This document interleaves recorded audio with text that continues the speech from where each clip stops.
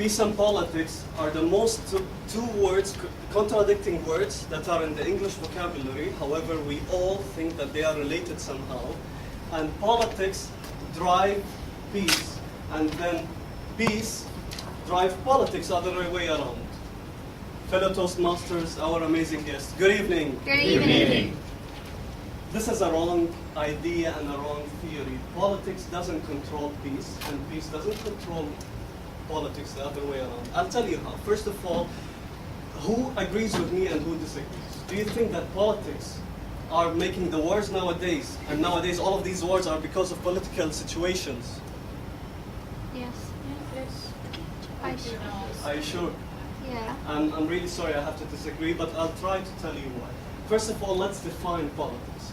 Politics are the activities associated with the governance of a country or an area, especially the conflicts between parties or individuals in order to reach power.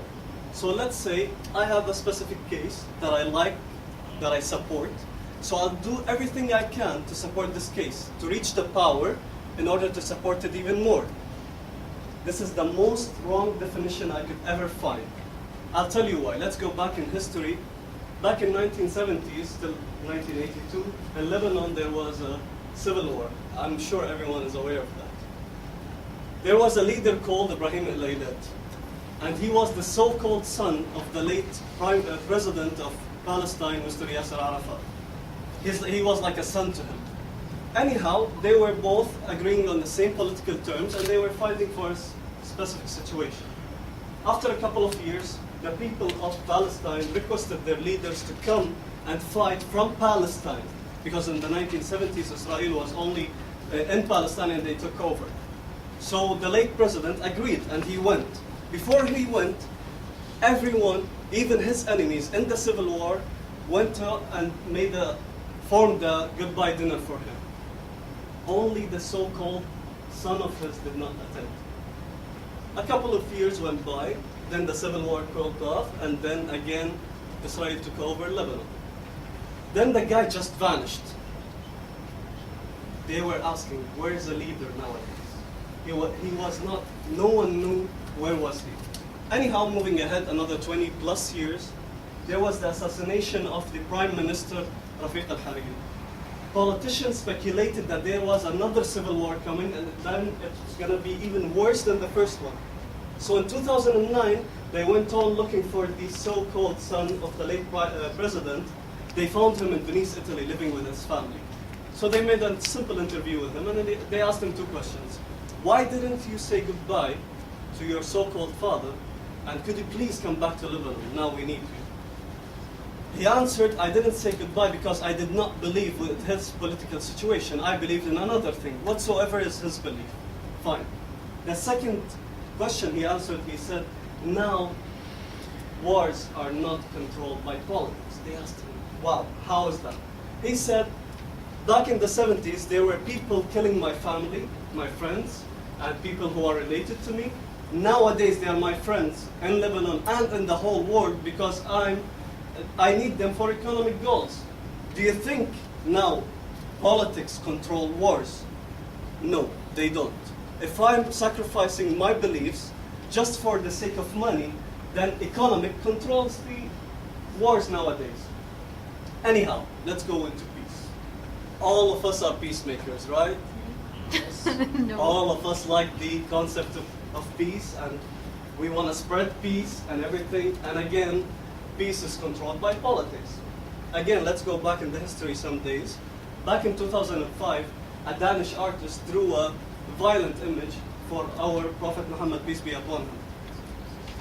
Back then in 2005, there was no Instagram, there was no Snapchat, and Facebook was not that popular. So we went into the old way, and Muslims protested. After a week, Denmark lost almost $1.6 million. 6 months ahead, Denmark lost almost $569 million within 6 months. Do you think this was done only by Muslims or Arabs or whatsoever? No, it wasn't. Because even European countries were afraid to take up the Danish products, and they might lose from the protest. So even the European Union looked into it, as an economic goal. Prime Minister, the Danish Prime Minister back then said this was the most controversial relationship that has been done on Denmark since World War II, just because of a small throne. Finally, I just like to say something. What did we do for the Syrian refugees? Almost nothing. We posted on Instagram. I know most of us posted on Instagram and Snapchat. We did not go into the old way. We did not think that it's going to be controlled by economic goals. So we just posted something. And we whine that I'm going to go buy a shirt from Zara, but I want to buy it from Boogie Milano. Like seriously. The shirt in Zara costs 7 KD. You're whining that you have the ability to buy a 7 KD shirt, but you don't have the ability to buy a 20 or 30 KD shirt.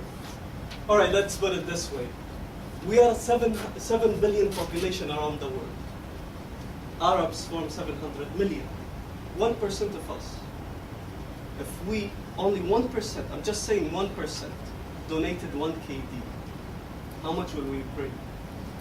Almost $24 million. However, we don't.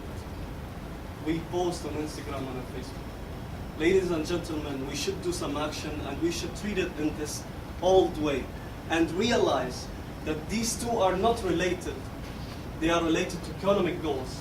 And if we want to fight for something, let's fight it with economy, because this is the word nowadays. Thank you guys for having me.